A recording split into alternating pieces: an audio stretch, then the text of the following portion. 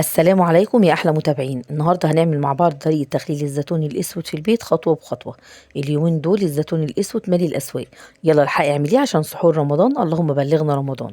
النهاردة هنعمله بطريقة سهلة جدا وطعم تحفة زي المحلات بالظبط. لو أول مرة تشوفوا القناة متنسوش تعملوا لايك وتشتركوا في القناة. نسمي الله ونصلي على الرسول صلى الله عليه وسلم ونشوف آثار تخليل الزيتون الأسود المظبوطة والطريقة اللي بتخليه طري ولونه جميل. دول 5 كيلو زيتون اسود كلاماتا.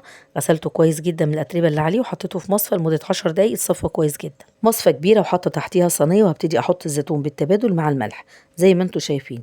كميه الملح كوبايتين، حوالي كيلو الا ربع ملح صخري خشن. وهحط كل كميه الزيتون مع الملح بالشكل ده لحد ما اخلص كل الكميه، وهغطي عليه على رخامه المطبخ وهسيبه اول يومين مش هعمل فيه اي حاجه.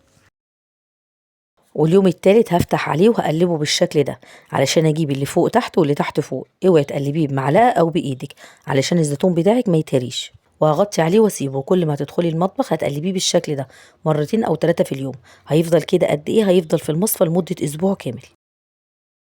شايفين بعد اسبوع الزيتون كرمش وبقى عامل ازاي؟ ما تقلقيش، لما نكمل باقي الخطوات هيرجع زي ما كان. ودي الميه اللي نزلت منه. دي يا جماعه الميه اللي بيكون فيها كل مراره الزيتون.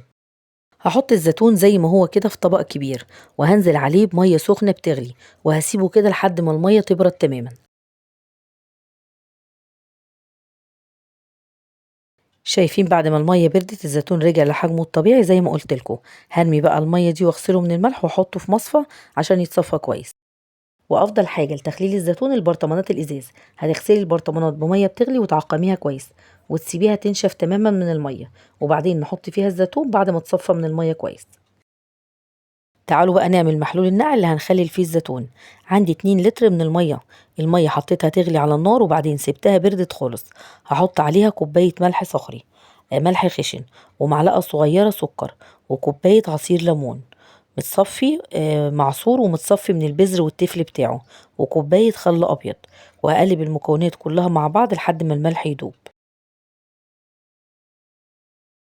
وهبتدي أحط على الزيتون المية اللي عملتها دي.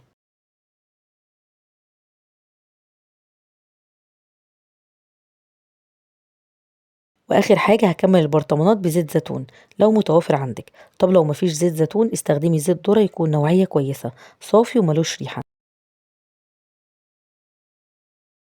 هنحط كمية زيت كويسة على الزيتون وهنغطي البرطمانات بستريتش علشان نتأكد ان الزيتون مش داخله اي هوا نهائي. وان شاء الله هنفتح عليه في رمضان للسحور، اللهم بلغنا رمضان. ان شاء الله تعملوه وتاكلوه في الهنا.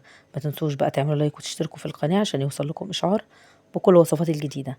وما توفيقي الا من عند الله. دمتم في امان الله. سلام عليكم.